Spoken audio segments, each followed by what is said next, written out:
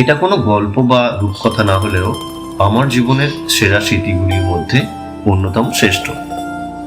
দিনটা ছিল 14ই অক্টোবর, আজ থেকে ঠিক 5 বছর আগে। আর মাত্র কয়েক ঘন্টার অপেক্ষা। ঘড়িতে তখন 7:21 যথারীতি উনি ওনার সময় মতো আমাদের জীবনে উপস্থিত হলেন, আমাদের ছোট্ট শ্রিয়াংশী।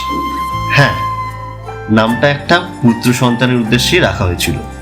সত্যি বলতে কি, আমিও বুঝে উঠতে পারিনি যে আমি একজন কন্যা সন্তানের বাবা হতে চলেছি। কথাটা শুনতে হাস্যকর হলেও এটাই বাস্তব। ও এখন আমাদের পরিবারের মধ্যমণি। ছোট্ট থেকেই শ্রিয়াংশী ভীষণ মিশুকের প্রকৃতির। ও আমাদের পরিবারের সবাইকে এতটা অল্প সময়ের মধ্যে আপন করে নিতে পেরেছে যা বলার অবকাশ রাখেন। শ্রিয়াংশী এখন সদ্য 4 পেরিয়ে 5 বছর বয়সে পৌঁছেছে।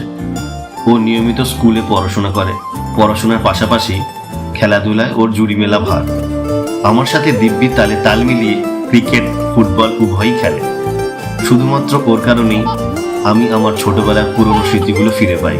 যাই হোক, আজ হয়তো একটু ইমোশনাল বা নস্টালজিয়া হয়ে পড়েছি মেয়ের কারণে। After all, it's her day, I mean it's a birthday.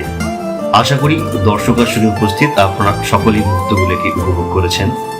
চলুন এবার দেখে নেওয়া যাক ওর জন্মদিনে ওর মাম্মা পাপ্পা ওকে কি বিশেষ উপহার দিতে চলেছে।